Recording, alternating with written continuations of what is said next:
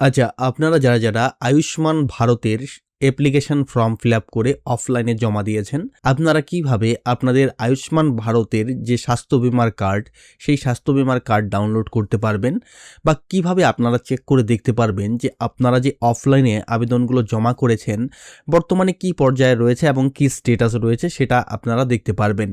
তো সেই বিষয়টাই আজকের এই ভিডিওতে আপনাদেরকে দেখাচ্ছি। নমস্কার, আপনাদের সঙ্গে রয়েছে আমি সমীর। আপনারা দেখছেন মাই স্মার্ট সাজেস্ট। আমাদের চ্যানেলটিকে অবশ্যই ফলো করবেন পরবর্তী নিত্য নতুন আপডেটসের জন্য। তো চলুন বন্ধুগণ, আজকের যে ভিডিওর আলোচনা সেটা আমরা শুরু করি। যার জন্য সবার প্রথমেই আপনারা আপনাদের কম্পিউটার অথবা মোবাইল ফোনের যে কোনো একটি ব্রাউজারে এসে সার্চ করবেন beneficiary.nha.gov.in। তারপর প্রথমের দিকেই একটি পোর্টাল আসবে, দেখতে পাচ্ছেন। এই লিঙ্কটাতে আপনারা ক্লিক করবেন। ক্লিক করার সঙ্গে সঙ্গে আপনাদের এই ধরনের একটি ইন্টারফেস আপনারা দেখতে পারবেন। তারপর এখানে দেখতে পাচ্ছেন বেনিফিশিয়ারি এবং অপারেটর। তো অবশ্যই আমরা বেনিফিশিয়ারি হিসেবে ক্লিক করব। তো তারপর এখানে বেনিফিশিয়ারি সিলেক্ট থাকবে এবং আমরা এখানে দেখতে পাচ্ছেন যে ক্যাপচাটি রয়েছে, সেই ক্যাপচাটি কিন্তু এখানে সেম টু সেম হুবহু একদম আপনাদেরকে দিয়ে দিতে হবে। দেওয়ার পর আপনার যে মোবাইল নাম্বারটি রয়েছে সেই মোবাইল নাম্বারটি এখানে দিয়ে দিতে হবে। তো এবার মোবাইল নাম্বারটি দিয়ে এখানে ভেরিফাই অপশনে ক্লিক করবেন। ভেরিফাই অপশনে ক্লিক করার সঙ্গে সঙ্গে আপনার মোবাইল নাম্বারে একটি ওটিপি পাঠানো হবে। এবার ওটিপিটি দিয়ে এখানে লগ ইন অপশনে ক্লিক করবেন। তো যখনই লগ ইন অপশনে ক্লিক করবেন তো আপনার সামনে এই ধরনের একটা ইন্টারফেস চলে আসবে, যেখানে আপনাকে এখান থেকে স্কিম সিলেক্ট করতে হবে PMJAY, প্রধানমন্ত্রী জন আরোগ্য যোজনা।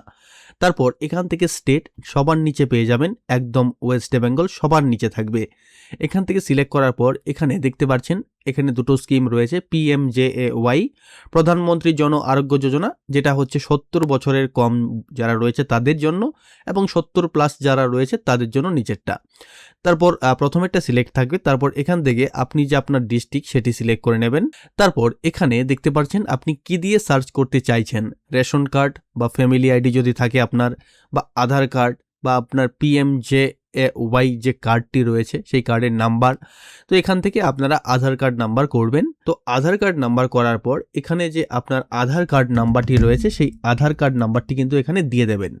দিয়ে দেওয়ার পর এখানে যে ক্যাপচাটি রয়েছে সেই ক্যাপচাটি কিন্তু আপনাকে এখানে সুন্দর করে সেম টু সেম দিয়ে দিতে হবে। তো এবার ক্যাপচাটি দিয়ে এই যে সার্চ অপশনটি রয়েছে এই সার্চ অপশনে ক্লিক করবেন। তো সার্চ অপশনে ক্লিক করলেই দেখতে পাচ্ছেন এখানে আপনার যে ফ্যামিলির যতজন মেম্বার রয়েছে সবার যে ডিটেলস সেই ডিটেলস কিন্তু এখানে সুন্দর করে দেখিয়ে দেবে। তো 1 2 3 4 করে সমস্ত নাম চলে আসবে। এখানে দেখতে পাচ্ছেন যে ফ্যামিলি আইডি যেটি রয়েছে সেটি কিন্তু দেওয়া হয়েছে, প্লাস এখানে যে আপনার অ্যাড্রেসটাও দেওয়া রয়েছে। তো দেখতে পাচ্ছেন রেশন কার্ডের ক্যাটাগরি কি রয়েছে এবং রিলেশন, কার সঙ্গে কি রিলেশন রয়েছে, কার মোবাইল নাম্বার অ্যাভেলেবেল রয়েছে। তো এখানে দেখতে পাচ্ছেন EKYC স্ট্যাটাস, মানে এখানে EKYC স্ট্যাটাসে দেখুন বলা রয়েছে যে আইডেন্টিফাইড, মানে আইডেন্টিফাইড কথাটি লেখা থাকলে সেই ব্যক্তির যে পরিচয় সেটা কিন্তু শনাক্তকরণ করা গেছে। এবার হচ্ছে আনআইডেন্টিফাইড কথাটি লেখা থাকলে তার মানে সেই ব্যক্তির যে পরিচয় সেটা কিন্তু এখনও শনাক্তকরণ করা যায়নি। তারপর দেখতে পাচ্ছেন এখানে কার্ড স্ট্যাটাস, এই কার্ড স্ট্যাটাসে বলা হয়েছে নট জেনারেটেড, মানে এখনও কার্ড জেনারেট হয়নি।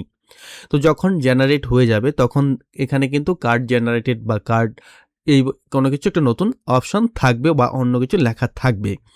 তারপর দেখতে পাচ্ছেন এই যে এখান থেকে কিন্তু কার্ড ডাউনলোডের অপশন রয়েছে, এখানে EKYCর অপশন রয়েছে, এখানে আধার কার্ড লিঙ্ক করার একটা অপশন রয়েছে। তারপর এখান থেকে এই যে স্বাস্থ্য বীমার কার্ড সেটা রিনিউ করার ব্যবস্থা রয়েছে।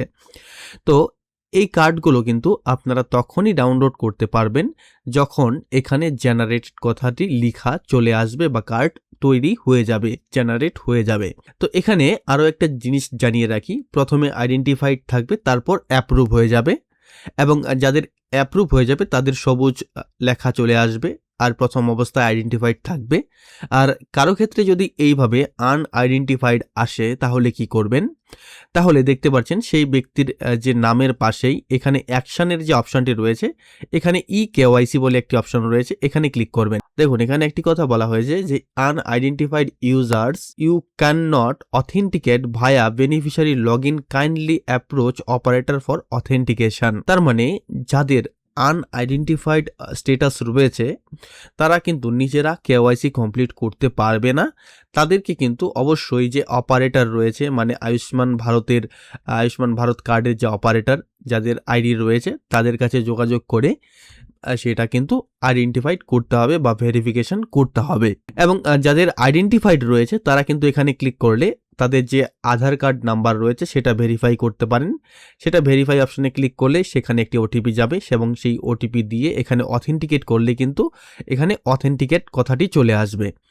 তো যারা মানে আপনারা দেখছেন যাদের এখানে নাম এসছে এবং আইডেন্টিফাইড কথাটি দেখা যাচ্ছে, তো আপনারা সবাই এখানে কেওয়াইসিটা কমপ্লিট করে নেবেন এবং অথেন্টিকেশনটা করে নেবেন। তো আজকের ভিডিওটি এই পর্যন্তই। পরবর্তীতে যদি কোনো আপডেট পাই সেটা আপনাদেরকে অবশ্যই জানাবো।